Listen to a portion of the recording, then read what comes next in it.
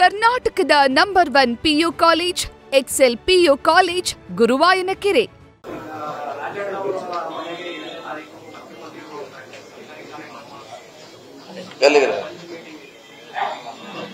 ಅದರಲ್ಲಿ ವಿಶೇಷ ಏನಿದ್ರೆ ಏನಿಲ್ಲ. ತುಮಕೂರಲ್ಲಿ ಶಾಸಕರು ಮಾಜಿ ಮಂತ್ರಿ ಮನೆಗೆ ಹೋಗೋದು ವಿಶೇಷ ಏನಿಲ್ಲ. ಹೋಗಿರ್ಬೋದ್ರಿ, ಹೋಗ್ತಾ ಇರ್ಬೋದು. ಸೊ ಅದಕ್ಕೆ ಅಂಥದ್ದೇನು ವಿಶೇಷ ಅಂತ ಹೇಳೋದಿಲ್ಲ. ಎಲ್ಲರೂ ಯಾರ ಶಾಸಕರ ಮನೆಗೆ ಸ್ವಾಭಾವಿಕ ಊಟಕ್ಕೆ ಹೋಗ್ತಾರೆ ಅಥವಾ ಮುಂಚೆನೇ ಹೋಗ್ತಾರೆ, ಫಂಕ್ಷನ್ಗಿಂತ ಮುಂಚೆ.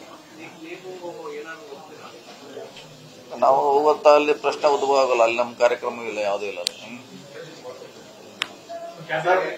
ಹೇಳ್ರಿ. ಮುಖ್ಯಮಂತ್ರಿ ಸಿದ್ದರಾಮಯ್ಯ ಅವರು 2028ಕ್ಕೆ ಸ್ಪರ್ಧೆ ಮಾಡಬೇಕು ಅನ್ನೋ ವಿಚಾರದಲ್ಲಿ ಸಾಕಷ್ಟು ಸಚಿವರುಗಳು ಕೂಡ ಮಾತಾಡ್ತಾ ಇದ್ದಾರೆ ಸರ್. ಹೌದು, ಅವರೇ ನಮ್ಮ ನಾಯಕರು, ಸ್ಪರ್ಧೆ ಮಾಡಬೇಕು, ಅದು ಅನುಕೂಲ ಆಗುತ್ತೆ. ನಾವು ಹೇಳಿದ್ರಿ, ಒಂದು ವರ್ಷದಿಂದ ಹೇಳಿದ್ವಿ ಇದನ್ನ. ನಾನು ಇಲ್ಲೇ ಕೂತಲ್ಲಿ ಇಲ್ಲೇ ಹೇಳಿದ್ದೀನಿ, 1 ವರ್ಷದಿಂದ ಹೇಳಿದೀವಿ, ಸುಮಾರು ಕಡೆ ಹೇಳಿದೀವಿ. ಅದರಲ್ಲಿ ವಿಶೇಷ ಏನಿಲ್ಲ, ಹೊಸದು ಏನಿಲ್ಲ. ಈಗಾಗಲೇ ಇದನ್ನ ಸುಮಾರು ಸಾರಿ ನಾನು ಕೂಡ ಹೇಳಿದ್ದೀನಿ. ಈ ಕೆಲವು ಸಚಿವರು ಹೇಳಿರ್ಬೋದು ಇತ್ತೀಚಿನ ದಿನಗಳಲ್ಲಿ. ಯಾವ್ದ್ರೆ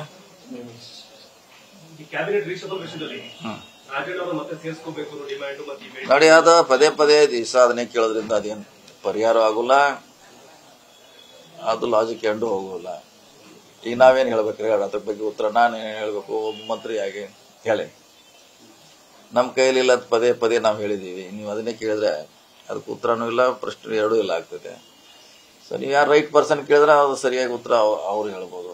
ಈಗ ನಮ್ಮ ವ್ಯಾಪ್ತಿಗೆ ಎಷ್ಟಿದೆ ಅಷ್ಟು ಈಗ ಹೇಳಿದ್ರಿ. ರಾಜಣ್ಣ ಅವ್ರ ಮನೆಗೆ ಊಟಕ್ಕೆ ಹೋಗೋದು ಅದನ್ನ ಹೇಳ್ಬೋದು. ಈಗ ರಾಜಣ್ಣ ಅವ್ರು ಸೇರಿಸ್ಬಿಡ್ಬಿಡುದು ನಮ್ಮ ವ್ಯಾಪ್ತಿಗೆ ಸಂಬಂಧಪಟ್ಟ ವಿಷಯ ಅಲ್ಲ ಅಂತ ಸುಮಾರು ಸರಿ ನಾವು ಸ್ಪಷ್ಟನೆ ಕೊಟ್ಟಿದ್ದೀವಿ. ಸರ್, ಇನ್ನೊಂದು ಸರ್, ಹಿಂದೆ ತಾವು ಪರಮೇಶ್ವರ್ ಅವರು, ಮಹದೇವಪ್ಪ ಅವರು ಒಟ್ಟಿಗೆ ಒಂದು ಸಭೆ ಮಾಡ್ತಾ ಇದ್ದೀರಿ ಸರ್.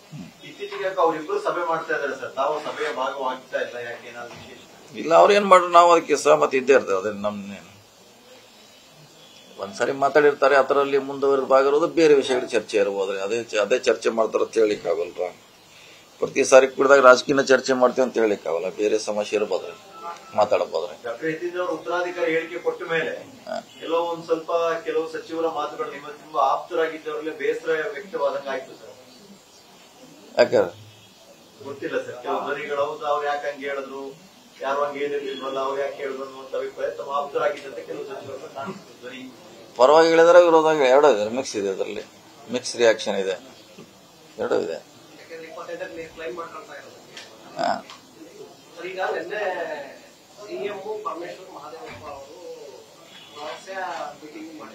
ನೋಡಿ, ಎಲ್ಲಾನು ಕೇಳ್ಬೇಡ್ರಿ. ನಾನು ಅಥಾರಿಟಿನೂ ಅಲ್ಲ, AICC ನನಗೆ ನೇಮಿಸಿಲ್ಲ ಕೂಡ ಇದನ್ನ ಎಲ್ಲ ಹೇಳಿ ಅಂತ. ನಾನು ವ್ಯಾಪ್ತಿ ಮೀರಿ ನೀವು ಕೇಳಿದ್ರೆ ನಾನು ಕಷ್ಟ ನನಗೆ ಹೇಳಕ್ಕೆ.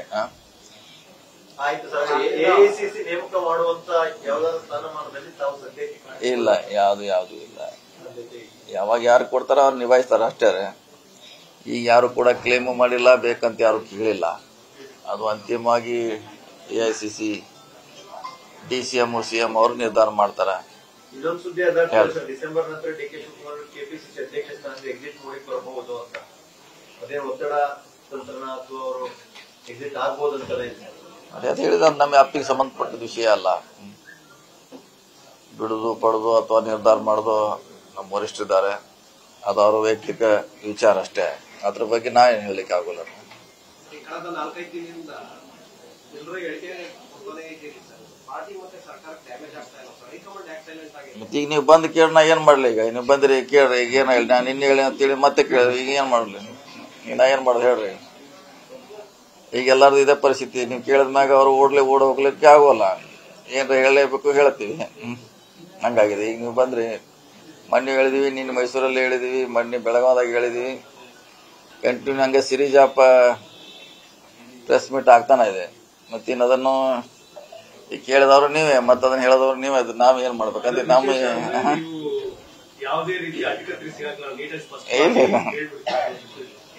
ಇದ್ದದ್ದು ಹೇಳಿದ್ರೆ ಮತ್ತೆ 2 ಸುಳ್ಳು ಹೇಳಕ್ಕಾಗಲ್ಲ. ಮತ್ತೊಂದು ಸುಳ್ಳು ಹೇಳಕ್ಕೆ 10 ಸುಳ್ಳು ಹೇಳಬೇಕು.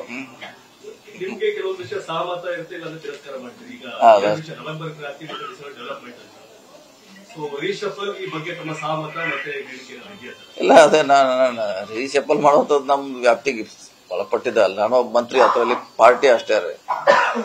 ಈಗ ನಾವು ರೀಶಫಲ್ ಮಾಡ್ತೀವಿ, ಅದು ಮಾಡ್ತೀವಿ, ಇದು ಮಾಡ್ತೀವಿ ಅಂತ ಹೇಳಿಕ್ ಆಗೋಲ್ಲ.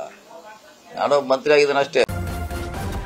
ನ್ಯೂಸ್ ಫಸ್ಟ್ ನಿರ್ಭೀತಿಯಿಂದ ನಿಮ್ಮ ಪರವಾಗಿ.